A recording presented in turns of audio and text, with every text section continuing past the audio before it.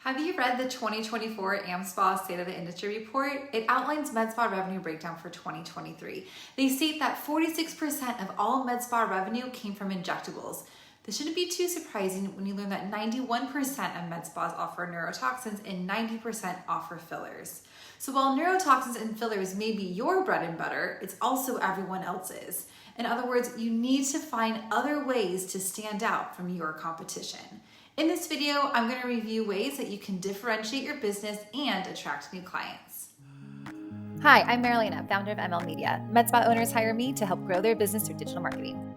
Two big things that make you stand out are your location and your years of experience. Now, unfortunately, those are two things that you cannot change quickly, so I'm not going to focus on those. Instead, let's talk through what you can implement today, starting with pricing. Many businesses believe that they want to beat out their competition by pricing them out. And honestly, I think this is a poor strategy. For one, it cuts down on your margins, and many consumers perceive low prices as low value. All of that to say, there are much better ways to outperform your competition. Let's look at unique services. We've already learned that almost all med spas offer neurotoxins and fillers, closely followed by 72% of them offering microneedling. What other services can you offer that your competition does not? For example, are there advanced laser therapies or non-invasive body sculpting, weight loss injections, or hormone therapy that you can add to your services that your competition does not offer? Specialization. Become the expert in a niche or a specialized service. For example, you may already be offering professional skincare treatments, but can you specialize even more? Say acne treatments or rosacea treatments. Another way to specialize is to look at your target market. For example, if you live in a heavily populated retiree area, are there services that cater specifically to that market that other markets, such as millennials or Gen Z, may not take as much of an interest in? Personalized services. We would all like to think that all of the individual services are personalized, but I want you to think beyond that. How can you holistically service your client by setting up a client plan or a regimen? If her goal is to look a certain way, how often does she need to come back? And what services does she need? And are those appointments the same for every single time? Extended hours. Stay open later in the evening and on weekends. Not everyone has a flexible work schedule that allows them to take time off during the day. Let me tell you a story here. A few years back, I had an experience with a med spa that just gave me the ick. I called to make an appointment, and at the time I was working a Monday through Friday 9 to 5 job, and I had very limited options to leave my workplace. And her exact words to me were, "You have limited availability."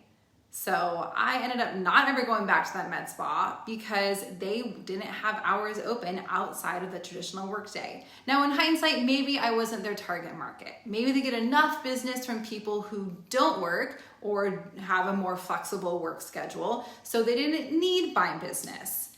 But it didn't really sit well with me. So offering more hours always extends your market. Stay up to date on new technology. Your clients are looking to you for the latest in industry trends and new services. These are things that you should be offering them and not the other way around. This also applies to your customer management system. Going back to that previous med spa experience, I found another med spa in the same area that had online booking and was open on weekends. So not only did I not need to deal with a sassy employee over the phone, they also had availability when I was not at work. SEO. Be the first to appear at the top of a Google search by investing in SEO, and that stands for search engine optimization. Let me ask you a question. How often are you scrolling beyond the first 10 search results? Most likely, not often.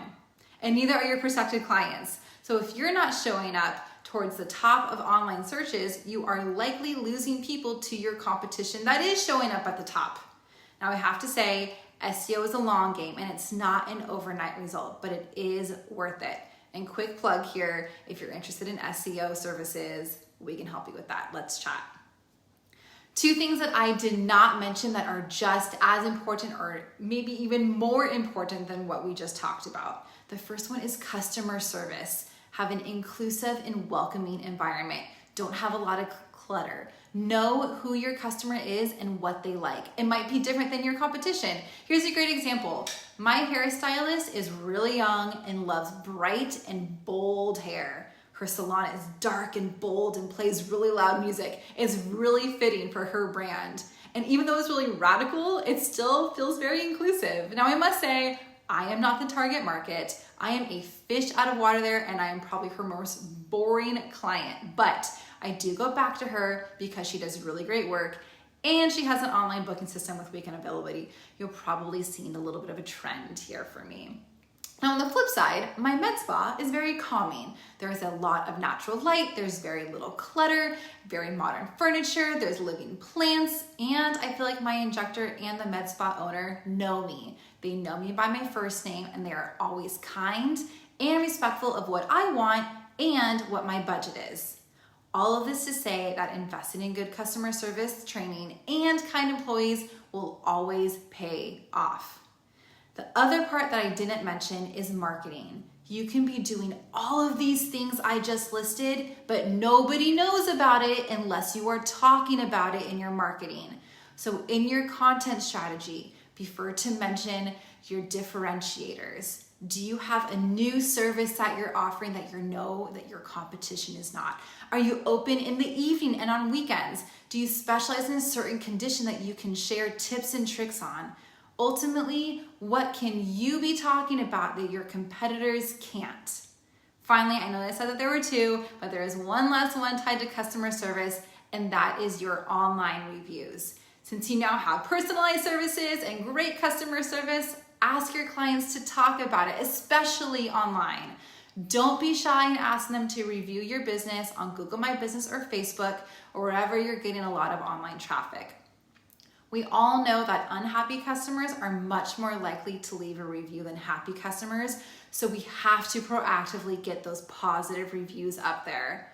Now, I'm the first to admit that I read reviews before I decide if I want to take my business somewhere. Reviews are a form of social proof, admittedly from strangers, but this is part of your client acquisition strategy. So please don't be afraid to ask clients to post about how great your business is. I hope this was helpful. Ideally, you got some gold nuggets out of this you can take back to your business and stand out from your competition. If you want to learn more about these ideas, or you're interested in getting a personalized consult with me, let's chat.